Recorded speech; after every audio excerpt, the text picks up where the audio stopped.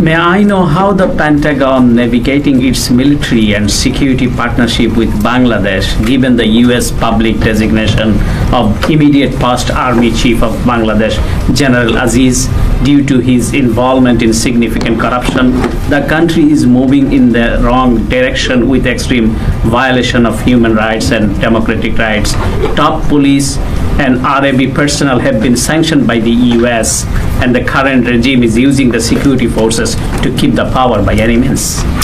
Yeah, thanks for the question, and welcome to the briefing room here. As you're aware, and as you highlighted, the State Department has designated General Ahmed for significant corruption. They did this back in May.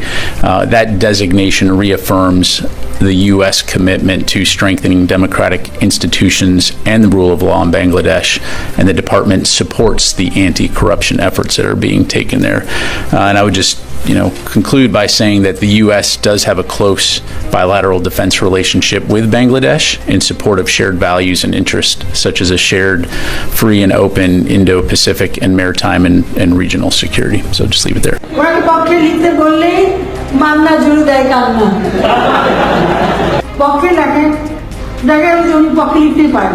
এই প্রধানমন্ত্রী আবার গর্ব করে ভাব দেখায় আমি বঙ্গবন্ধুর মেয়ে, কারো কাছে মাথা দিতে বলি যায়, মোদির কাছে মাথা কেন, গোটা শরীর নত করে সাষ্টাঙ্গে প্রণাম যেমন করেন সেরকম প্রণাম করছেন, তারপরে এসব কথা বলতে লজ্জা করে না। দর্শক, জেনারেল আজিজকে নিয়ে পেন্টাগনে কথা উঠেছে এবং পেন্টাগন বক্তব্য দিয়েছে। জেনারেল আজিজ বাংলাদেশের সাবেক সেনাপ্রধান। একটি খবর শিরোনাম হচ্ছে, জেনারেল আজিজের উপর নিষেধাজ্ঞার পরও বাংলাদেশ যুক্তরাষ্ট্র প্রতিরক্ষা সম্পর্ক ঘনিষ্ঠ, জানালো পেন্টাগন।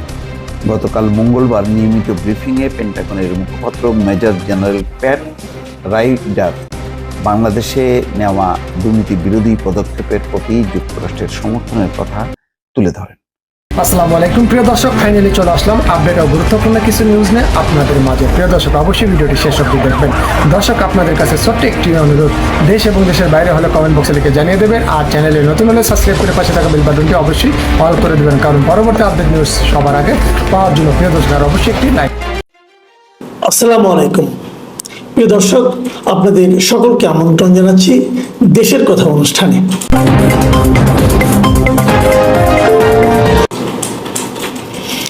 এখন বাজেট অধিবেশন চলছে, মানে এই অধিবেশনেই বাজেট পাস হবে। বাজেটের নতুন নতুন অনেক নিয়ম নীতি করা হয়েছে, অনেক প্রস্তাবনা দেওয়া হয়েছে। সেরকম একটা প্রস্তাবনা নিয়ে কিন্তু নানা ধরনের আলোচনা হচ্ছে, এবং সেটা হলো গিয়ে কালো টাকা সাদা করার যে প্রস্তাবটা দেওয়া হচ্ছে সেটা নিয়ে।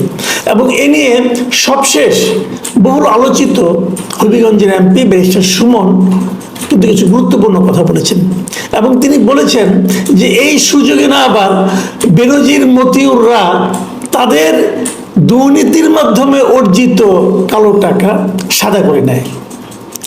কথাটা শুনতে হয়তো অনেকে ভাববেন যে এটা বোধ হয় যেহেতু একটা চালু আইটেম এই মুহূর্তে, যে বেনজির অথবা আসাদুজ্জামান মিয়া অথবা এনবিআর এর মতিউর রহমান, এদের অবৈধ সম্পদ দিয়ে ব্যাপক আলোচনা হচ্ছে, হয়তো সেই আলোচনার প্রেক্ষিতে বেশের সুমনের এই কথাটা অনেকটা বাজারে আলোড়ন তুলবে, এই জন্য হয়তো বলা, ভাইরাল হওয়ার জন্য। কিন্তু বিষয়টা কিন্তু তা না কেন, উনি কিন্তু একটা গুরুত্বপূর্ণ পয়েন্টে হাত দিয়েছেন। কালো টাকা সাদা করার যে সুযোগটা দেওয়া হয়েছে এবার, এটা আপনারা একটু বোঝার চেষ্টা করেন। 15% দিয়ে ধরেন আপনি এক জায়গায় দুর্নীতি করে 100 টাকা আপনি বেআইনিভাবে অর্জন করেছেন, ধরেন ডাকাতি করে অর্জন করেছেন, ছিনতাই করে অর্জন করেছেন।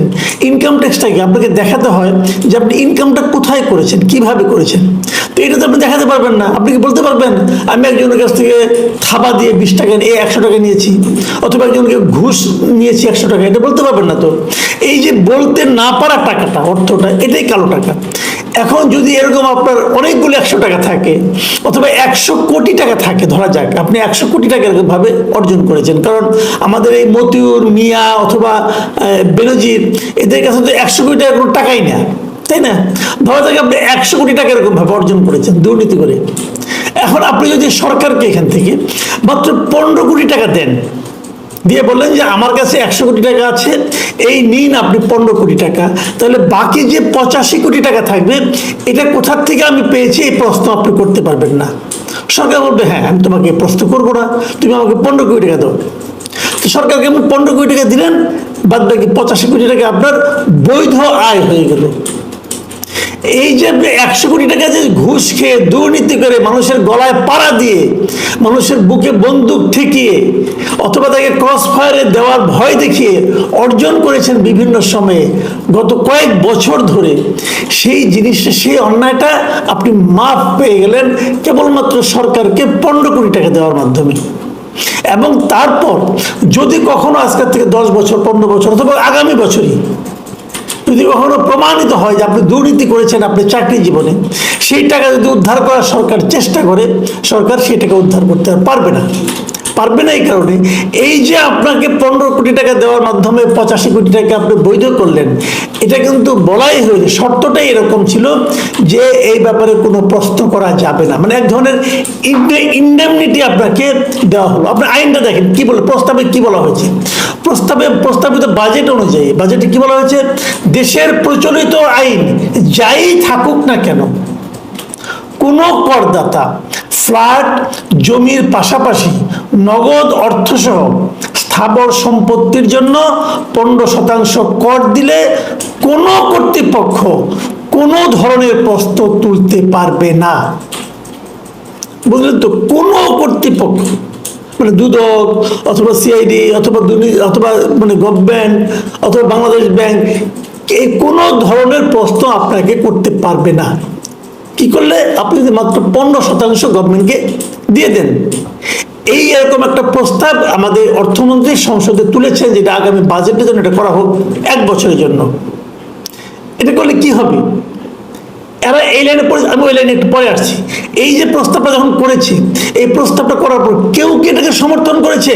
দেখেন টিআইবি বলেছে কি, টিআইবির বক্তব্য হলো মাত্র 15% কর দিয়ে কালো টাকা সাদা করার এমন সুবিধা সৎ ও বৈধ আয়ের করদাতাকে নিরুৎসাহিত করার সংস্কৃতি গড়ে তোলার পাশাপাশি এর আওতায় ঘোষিত অর্থ সম্পদের ব্যাপারে কোনো কর্তৃপক্ষের প্রশ্ন করার সুযোগ না রাখা দেশে দুর্নীতি সহায়ক পরিবেশ তৈরিতে ভূমিকা রাখবে।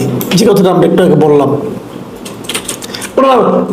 দেখেন একমাত্র তারাই না, কিন্তু আরো অনেকেই কথাটা বলেছেন, যেমন অর্থনীতিবিদরা ঢাকা বিশ্ববিদ্যালয়ে এটা নিয়ে অর্থনীতি বিভাগে এটা নিয়ে একটা আলোচনা করেছিল। সেখানে অর্থনীতিবিদ মানে অর্থনীতির শিক্ষক অধ্যাপক সেলিম রেহান উনি কি বলেছেন, উনি বলেছেন যারা সৎভাবে আয় করবেন তারা যারা সৎভাবে আয় করবেন তারা 30% বা বেশি হারে কর দিবেন।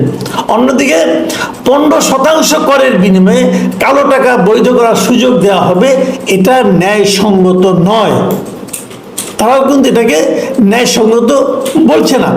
এই বিষয়টাই কিন্তু ব্যারিস্টার সুমন দুদিন আগে সংসদে বলেছেন, এবং তিনি বলেছেন যে কালো টাকা সাদা করবেন অসুবিধা নাই, কিন্তু এই সাদা করার মধ্য দিয়ে বেনজির আর মতিউরের টাকা সাদা হয়ে যায় আর এদের ভবিষ্যৎ প্রজন্ম ও আদর্শের উত্তরাধিকারীদের টাকা সাদা হয়ে যায়, তাহলে এই দেশে তাই হবে। ভাবুন একবার, এখানে গুরুত্বপূর্ণ কথাটা কি, এদের ভবিষ্যৎ প্রজন্ম আদর্শের উত্তরাধিকাররা মানে যারা বেনজির মতিউর অথবা আসাদুজ্জামান মিয়ার আদর্শ কি লুটপাটের আদর্শ, সে আদর্শকে ফলো করছে, তারা কিন্তু আগামী 1 বছরে যা কিছু জমিয়েছিল সবগুলি সরকারকে দেখিয়ে 15% সরকারকে ট্যাক্স দিয়ে পুরো টাকাটা সে হোয়াইট করে নেবে এবং তাকে কেউ কোনো প্রশ্ন করতে পারবে না। তাহলে বিষয়টা কি ন্যায়সঙ্গত হলো? এই যে উদ্বেগটা, এই উদ্বেগটা কিন্তু অর্থহীন নয়, এবং আগামী বছর তাই হবে। আপনি দেখবেন যে আমরা তো অনেকে বলাবলি করছি যে একমাত্র বেনজির কি দুর্নীতি করেছে, আসাদুজ্জামান মিয়াই কি দুর্নীতি করেছে, অথবা এক মতিউরি কি দুর্নীতি করেছে, আরো তো অনেকে করেছে। এবং তারা যে করেছে এটা আমরা জানি, পুলিশের বিভিন্ন পর্যায়ের লোক, ইনকাম ট্যাক্সের বিভিন্ন পর্যায়ের লোক, এনবিআর এর বিভিন্ন পর্যায়ের লোক কিন্তু দুর্নীতি এবং নানা ধরনের দুর্নীতির সঙ্গে তারা জড়িত, এটা সবাই জানে। তো না জানা কোনো কারণ নেই, কারণ আমরা যখন ট্যাক্স দিতে যাই অথবা যখন শুল্কের ব্যাপারগুলো উঠে, ভ্যাট যখন হয়, এগুলি সবাই জানে রে ভাই, এটা খুব একটা জটিল ব্যাপার না, অজানা কোনো বিষয় না। তো এরা সবাই তো যার যা ইনকাম করেছে সব দেখিয়ে আগামী বছর 15% কর দিয়ে সবাই সৎলোক হয়ে যাবে। মাথায় টুপি পরে হজ করে এসে মাথায় এখানে একটা কালো দাগ ফেলে বলবে আমরা সৎলোক। তাহলে এটা কি ঠিক হলো? একটা জাতির জন্য, একটা দেশের জন্য এই কাজটা কি ঠিক হচ্ছে? এই সমস্ত কারণে এখন কেউ যদি বলে যে সরকার দুর্নীতিবাজদের পক্ষে আইন করতেছে, কারণ এটা কিন্তু সংসদে পাশ হওয়া মাত্র এটা কিন্তু আইন হয়ে যাবে। এই যে ভোট টোট দেবে, সংসদে সবাই হাত তুলবে, হা হা বলবে, হা জয়যুক্ত হয়েছে বলবে, বাজেট পাশ হয়ে যাবে কণ্ঠভোটে, এবং তারপরে এটাই আইন হয়ে যাবে। একটা অন্যায়কে আইন বানানোর জন্য, আইনে পরিণত করার জন্য এই 300 সদস্যকে কি আমরা জাতীয় সংসদে পাঠিয়েছি? আপনারা তো বলবেন আমরা তো একজনকেও পাঠাইনি, হ্যাঁ তো নিজেরা গাইড জড়ে গেছে। আচ্ছা ঠিক আছে, গাইড জড়ে গেছে, তাদেরকে বলবে আপনাদের কি বিবেক নাই? আপনারা এ ধরনের একটা অন্যায় কাজকে আইনগত বৈধতা দেওয়ার জন্য মাঠে নামবেন? হচ্ছেটা কি দেশে? তার মানে দুর্নীতিবাজদের কি তাহলে সরকার প্রশ্রয় দিচ্ছে? অথবা আমি কি অন্যভাবে বললে এটা বলবো যে এই সরকার আসলে দুর্নীতিবাজদেরই সরকার? প্রিয় দর্শক, আপনারা হয়তো পরবর্তীতে অনেক দুর্নীতিবাজকে ধরার কথা শুনবেন, কিন্তু কোনো টাকা আদায় করতে পারবেন না আপনি, কারণ তাদের সবাইকে সরকার এক ধরনের ইনডেমনিটি দিয়ে দিতে চাচ্ছে। ভাবুন। প্রিয় দর্শক, এখন এই পর্যন্তই। আল্লাহ হাফেজ।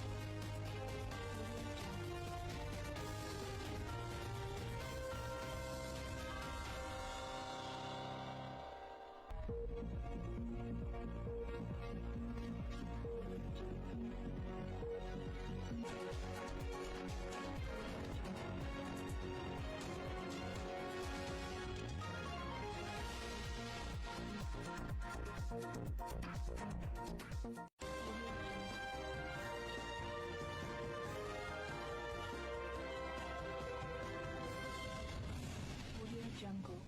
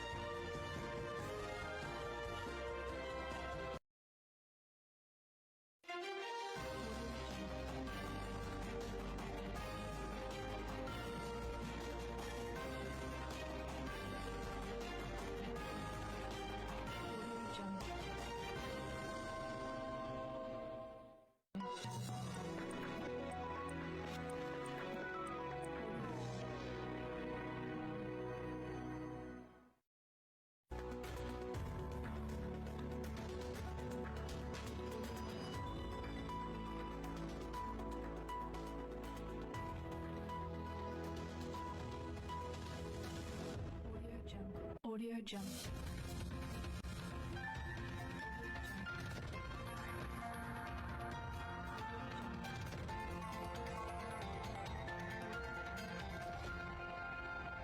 Audio Jungle. Audio Jungle.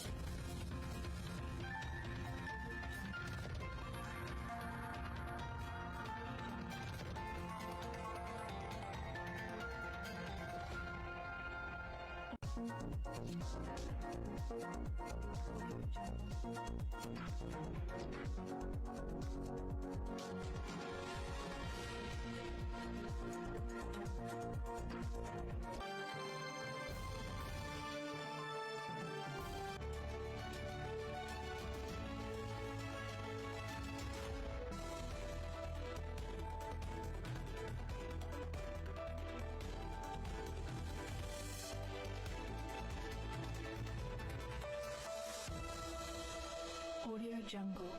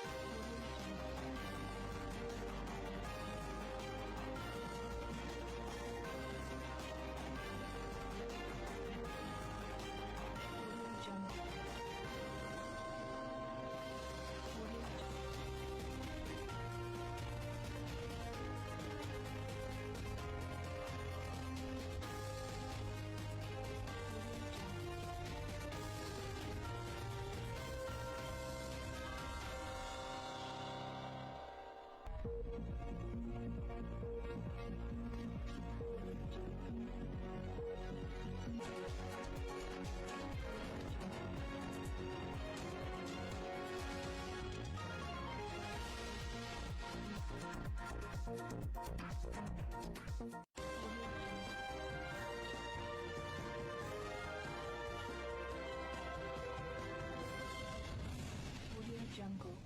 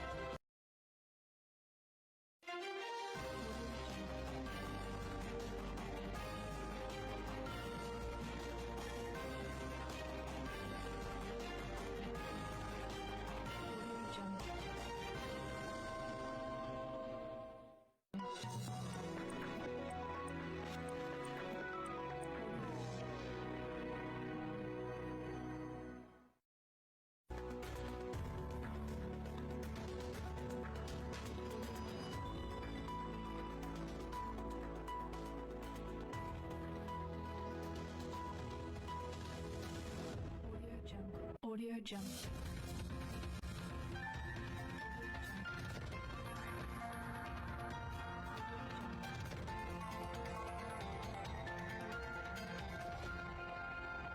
Audio Jungle. Audio Jungle.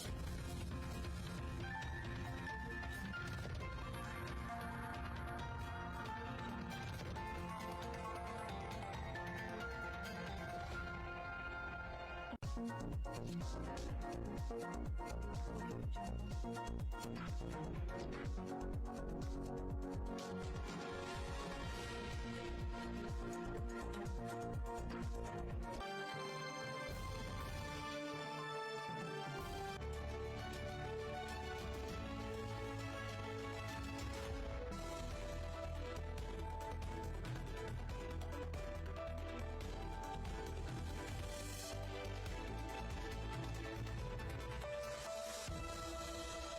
Audio Jungle.